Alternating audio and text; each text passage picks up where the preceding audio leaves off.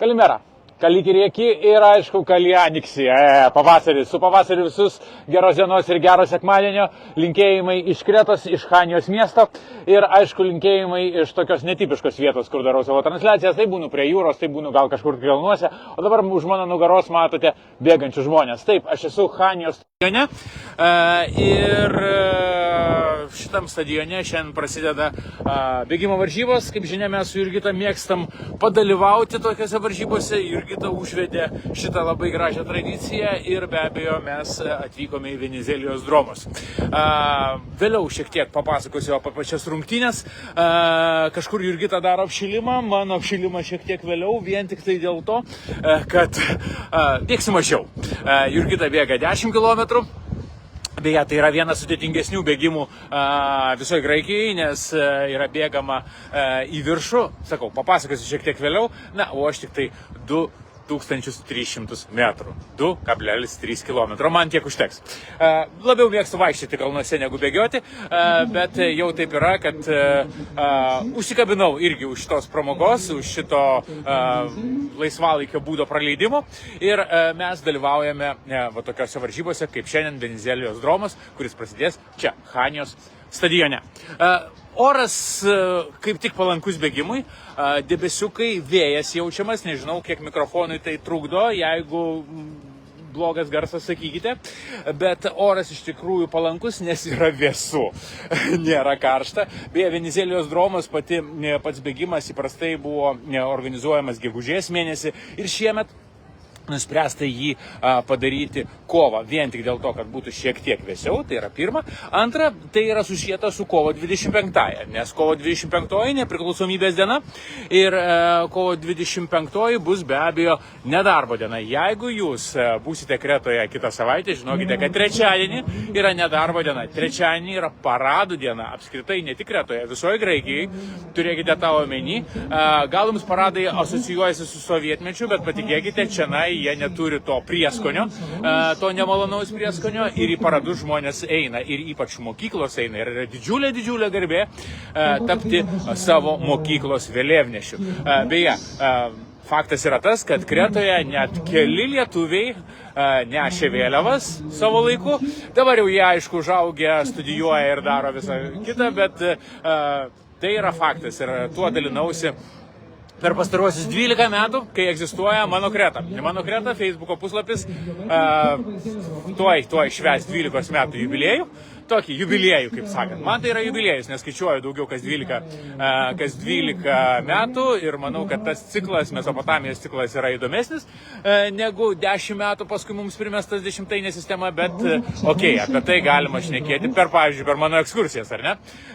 Kartais pateikiu tos kalendorių visokius niuansus. Taigi, grįžtam prie oro. Oras tinkamas bėgimui, bet netinkamas poilsiui, patikėkite.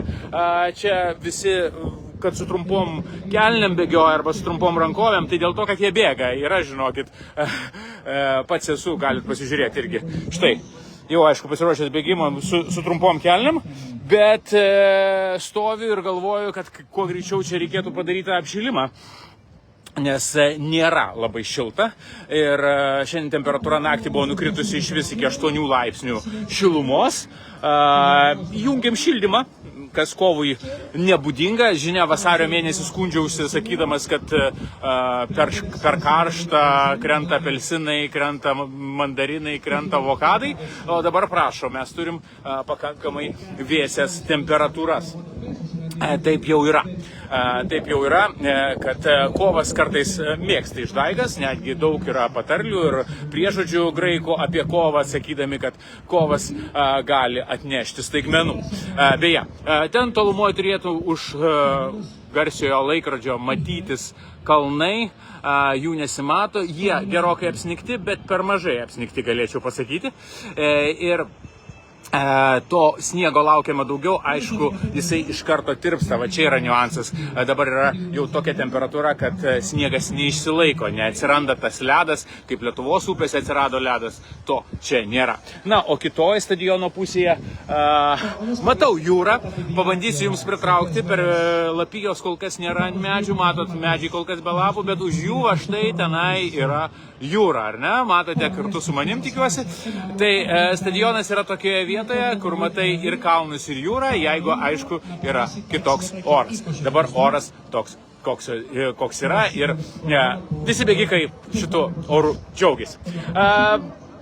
Prognozuojant į priekį, galiu pasakyti, kad balandžio mėnuo greičiausiai bus vėsokas. Nebus šaltas, bet vėsokas, tai tikrai. Tai mano prognozijos, kad geriau pasirūpinti baseinais su šildomais baseinais, apgyvendinimu su šildomais baseinais, jeigu keliaujate su vaikais, arba nusiteikti daugiau pažintiniam turizmui, iš tikrųjų išsipildys greičiausiai su kaupu. Nes pagal praktiką, pagal tiek, kiek mes čia gyvenam, o mes jau čia gyvenam 15 metai, jau 16 prasidės nuo kovo mėnesį, 15 metų tuoj atšvesim, tai 16 metai tuoj prasidės ir pagal tą praktiką, kiek aš sumatęs kovo mėnesį, jeigu kovas yra šaltesnis, balandis yra šaltesnis. Vienintelis, kas gali atnešti šilumos, tai yra tas baisus, nereikalingas pietų vėjas, aišku, tai gal džiugins poilsiautojus, kurie atvyks balandžio mėnesį, bet bent jau vietinių jisai tikrai nedžiugina, nes jisai, ne veltui vadinamas vėjų žudiku. Esu tą nekartą sakęs. Tai turėkite omeny, kad balandį nusiteikite daugiau pažintiniam keliavimui, Kreta žaliuos. Aš tikiuosi, kad ir tie medžiai, pro kuriuos dabar matome jūrą, bus visai kitokie, jie apsipils lapyje ir bus daug žydinčių gėlių. Mačiau, kolegos bičiuliai deda jau nuotraukas su orchidėjom, prasideda orchidėjų medžioklė, tai kad prasideda labai gražus metas Kretoje, tik tai kol kas vėsokas. Mačiau Lietuvoje prognozuojama 14 laipsnių, tai žinokit, Kretoje gali būti panašiai 14 laipsnių dieną, panašiai ir naktį. Temperatūra naktį per daug nenukrenta. Bent jau kitą savaitę dar prognozuojama didelė audra Kretoje, kaip tik kovo 25 per nacionalinę šventę, per nepriklausomybės dieną. Tai kad jeigu būsite, nusiteikite šiek tiek ir pašlapti. Visiems tiems, kas keliaus balandžio mėnesį, tikrai rekomenduočiau nenusiteikti, kad jūs turėsite labai šiltas atostogas. Tokias turėsite pakankamai šiltas, su daug pažinimo, su daug keliavimo ir tikiuosi gerai praleisite laiką. Netgi dabar džiaugiuosi, kad kai kuriems savo keliautojams pasiūliau neužsisakinėti iš anksto apgyvendinimo balandžio pradžioje, kurie atkeliauja, nes pagal orus jiems dėliosiu visą jų programą ir kur jie galės apsigyventi ir pabūti.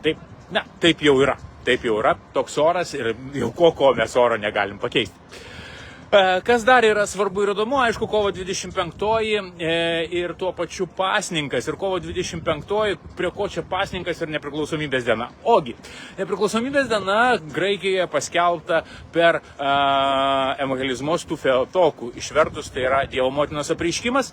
Ir šią dieną pagal graikų ortodoksų tradicija, šią dieną galima valgyti žuvį per pasninką. Kovo 25 visada patenka į Velykinį pasninką ir, kaip žinia, esu sakęs, kad graikai besilaikantis pasninko nevalgo jokio gyvūno produktų iš raudono kraujo. Tai va, žuvis vienintelė, kurią bus galima valgyti kovo 25 ir paskui per Palmių sekmadienį, kuris čia Graikijoje bus balandžio 5. Per lietuviškas Velykas. Tai va, kovo 25 yra tradicija valgyti menkę, sūdytą menkę. Tai jei būsite čia Graikijoje kovo 25, nenustebkite, jeigu jums visur siūlys graikišką menkę. Tai turėkite tą omeny ir galbūt jos paragausite. Tai vat, kovo 25 nedarbo diena ir menkės valgymo diena, sūdytos menkės su skordalja. Tai yra česnakinis padažas, kurio galite irgi čia paragauti. Pasninkas yra nuostabus laikas paragauti tokių patiekalų, kurių neparagausite įprastai. Tai kad jeigu kažkas atkeliausite čianai dar per pasninką iki balandžio 12 dienos, nes balandžio 12 yra Velykos, tai žinokit, jūsų laukia tikrai gastronominis pažinimas. Na, o kągi, bekalbėdamas, susiekiau Jurgitą, kuri, kaip matau, berods susitiko su dar dviem lietuviais, su Juliumi Ringa, štai jie stovi štai ten, šnekučiuojasi ir po truputį galbūt ir nueisiu prie jų, nes tuoj už 10 minučių prasideda 10 km startas. Spėju, kad ir Julius su Inga bėgs tos 10 km, tai ne mano, žinot, 2,3 km. Jie rimčiau nusiteikia pasibėgiojimams. Ok, tai keliauju stadiono laiptais į apačią. Beje, stadionas, sakiau, papasakosiu tiek apie Venizelos Romus, tiek apie sporto tradicijas. Tai stadionas yra atviras absoliučiai visiems. Kiekvieną vakarą nemokamai, absoliučiai nemokamai, čia bet kas gali atbėgti, prasibėgti. Atidaromas nuo 8 vakaro, kaip sakant, publikai. Tai jeigu kada būsite Hanjo ir norite prasibėgti pro gerą takelį, kaip matote, štai toks takelis, labai rekomenduoju vakare ateiti į Haniją ir prasibėgti per stadioną. Jisai būna atidarytas.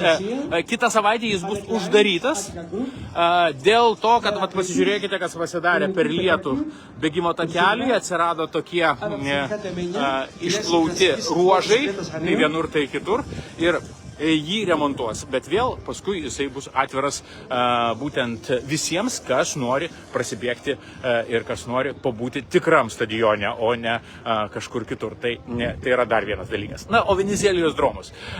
Pirmiausia, gal jei domėjotės Graikijos istoriją, turbūt pažįstate tą žodį Venizelio arba Venizelos. Tai yra Eleftherijos Venizelos, garsusis Graikijos demokratijos patriarchas, kažkas panašaus į mūsų Joną Basanavičių, sakyčiau. Tai jisai gyvena čia, Kretoje, čia, Hanijai. Čia yra jo namas, čia yra visiškai šalia stadiono, eina jo vardu pavadinta gatvė ir visas bėgimas vyksta iki būtent Eleftherijos Venizelos kapo. Tai dėl to šitas bėgimas pavadintas Venizelijos Dromos, organizuojamas 76 kartą. 1936 metais buvo pirmas bėgimas, įsivaizduokite, 1936, tai yra labai graži tradicija ir būtent ši tradicija tęsiama iki šiol. Na, o aš bekalbėdamas prieinu prie mūsų bėgikų, tuoj mes juos pakalbinsim, paklausim, kaip jie čianai nusiteikia šiandien. Tiesioginėme eteryje. Sveiki. Kaip nusiteikę? Gerai, viskas tvarkoj. 10 kilometrų. 10. Būtų daugiau, bėgtume daugiau, ar ne? Gal ir taip, gal ir ne. Okay. Tai jie ruošiasi startui. Na, o aš po truputį irgi baigiu šią transliaciją iš stadiono, kur vyksta labai graži sporto šventė. Prie tokių sporto švenčių labai linkiu visiems prisijungti. Dar kartą priminsiu, tą sakiau prieš savaitę. Balandžio 19 dieną čia Kretoje, taip pat Hanijoje vyks Kretos maratonas. Jeigu norite sudalyvauti, labai rekomenduoju tą padaryti, užsiregistruoti, dar registracija priimama. Tai, kad sporto šventėse galima dalyvauti pastoviai čia Kretoje. Na ir be abejo, tie, kas domisi kelionėmis, tiem, kas svarbu balandžio atostogos ir ne tik balandžio, gegužės, birželio, liepos, rugpjūčio, labai rekomenduoju suskubti, kreiptis į mane, bent jau, kad pasižymėčiau kalendoriją. Turbūt daug kas žinot ir daug kam sakiau, kad kol kas grafikai pas mane tokie neaiškus, na, jie sustojo planavimas, ypač laivybos kompanijos dėl Santorinio sustojo planavimas dėl kuro kainų. Taip, kuro kainos pakilo ir čia, ir Kretoje, jos viršijo 2 eurus, bet mūsų tai nestebina, mes tą jau esame turėję. Ir, na, tokia prognozė, kad per savaitę bus daugiau aiškumo ir greičiausiai po 2 savaičių turėsime jau tikslus grafikus, turėsime viską susižymėję, susitvarkę ir jau galėsiu pateikti tikrą informaciją. Bet kol kas, ta prasme, ta informacija, kuri yra aktuali jau su tikrom kainom, su normaliom kainom, ne su pernykštėm, nes dabar daugam duodu pernykštės kainas, tiesiog nežinodamas, ką jums pasakyti, kad daugmaž orientuotumėtės šituose dalykuose. Tai vat, turėkite tą omeny. Ir bet kuo anksčiau kreipsitės, kuo anksčiau pasižymėsiu jūsų pageidavimus savo kalendorių, tuo geriau. Geriausia bendrauti, aišku, elektroniniu paštu atostogos@manokreta.lt. Galite kreiptis ir per Facebooką, galite skambinti man www.manokreta.lt. Viršuje, kairiajame kampe yra mano telefonai, drąsiai skambinkit, bendraujam, šnekamės, na ir karts nuo karto pabėgiojame įvairiausiose varžybose. Ok, tiek šiandien. Dar iki Velykų primenu, jeigu mūsų elektroninėje parduotuvėje kretoskoniai.lt užsakote produktų už 50 eurų ir daugiau, mes įdedame dovanų. Tas dovanas daug kas jau gavot, dar gausite. Tiek šiandien. Einu link starto, palydėti Julių, Ingą ir aišku Jurgitą, palinkėti jiems sėkmės. Būtent šitame bėgime palinkėkite ir jūs jiems sėkmės. Na, o pasimatysime be abejo po savaitės, kovo 29 dieną, kai vyks Kretos lietuvių susitikimas. Apie tai paskelbiau užvakar mano Kreta Facebook'e. Jeigu būsite čianai Kretoje kovo 29, labai kviečiu į Kretos lietuvių susitikimą Aja Galyni kurorte. Tiek šiandien. Ačiū, kad sekate, ačiū, kad domitės. Sėkmės. Iki.